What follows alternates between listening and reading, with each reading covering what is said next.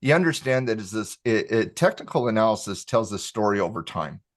And in the newsletter, in our conversations over the last couple of weeks in the lounge, we've been kind of navigating that story from the expectation of, coming back just a little bit of time ago with the expectation for the bearish retracement to come back into resistance, for that resistance level to hold, to work back down into the double bottom, to start working through the complete picture of reversal analysis.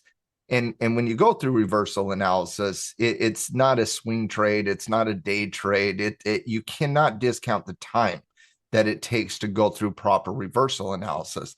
And what I've always said in reversal analysis, and that's how I see this market, is that the tell of two time frames is really kind of, are we going to confirm a bullish trend here? Are we going to confirm a bearish trend here? But when you go through overall reversal analysis, you really are understanding kind of the different patterns that develop over time in the construct of a reversal.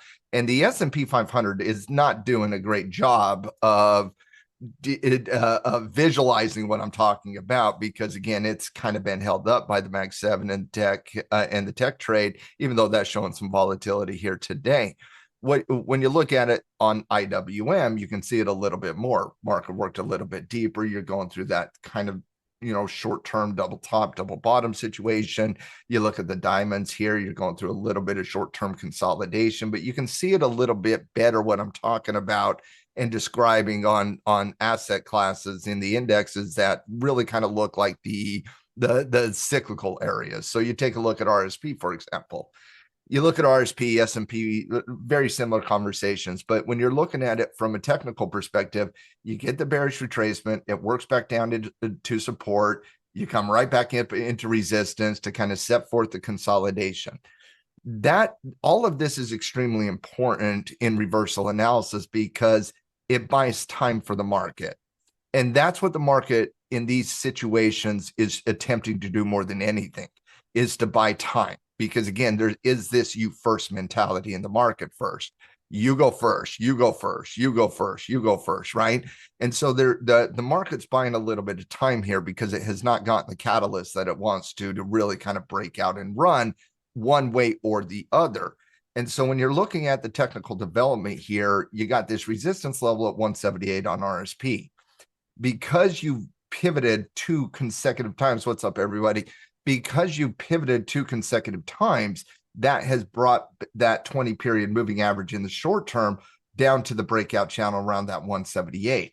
That's a really good step in the right direction for the bulls. Now, on the bear side of the equation, you can look at this very, very similar, i.e., you got a double bottom the same way you got a double top at this point. And so at this point in the market has really set the levels for everybody. It's really set those levels saying, okay, we got a resistance level in RSP at 178. If we break out of 178, that is going to be a bullish breakout. Now, what traders do about it, that's up to the individual trader. We'll talk about the weekly overhead here in a second because I want to do a detailed technical backdrop here. So you're looking at the 178 level on RSP and you're saying, okay, you break out of that level, we're going to giddy up and go a little bit. On the flip side, you got that support level at 174.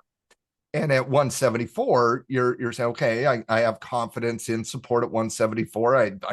I have confidence in resistance at 178. Again, breaking out of support or resistance can be a difficult thing to do. And so you got that support level at 174. But the problem for the bears here is right underneath support, you got a lot of important support levels on RSP. Now, that's not the case on the spiders, which means this, guys, this is a very important point, which means if we break support, the most likely scenario is going to be the aggressive areas of the market that show selling behavior than it is the cyclical and defensive areas. Because the cyclical and defensive areas, guess what? They already sold off. They already sold off. And so now they're working into these major areas of support. If we violate support on the SPY, you got a little bit of room to run before you start getting into a little bit more support. The levels on the SPY are very, very simple. You're looking at 600 on the overhead. You're looking at 580 on the downside. And so the very, very, very specific levels.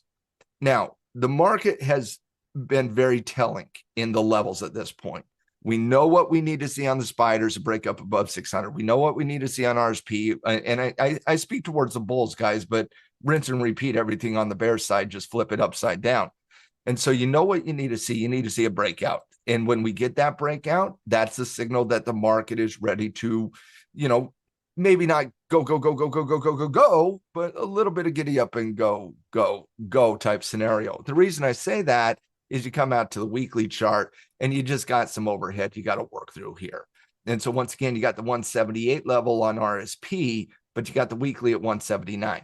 And so 178, anything above 178 is going to be a step in the right direction for the bulls. Anything underneath 174 is going to be a step in the right direction for the bears. But ultimately speaking, the RSP needs to get above 179. If RSP gets above 179, I promise you, we are having a cyclical conversation.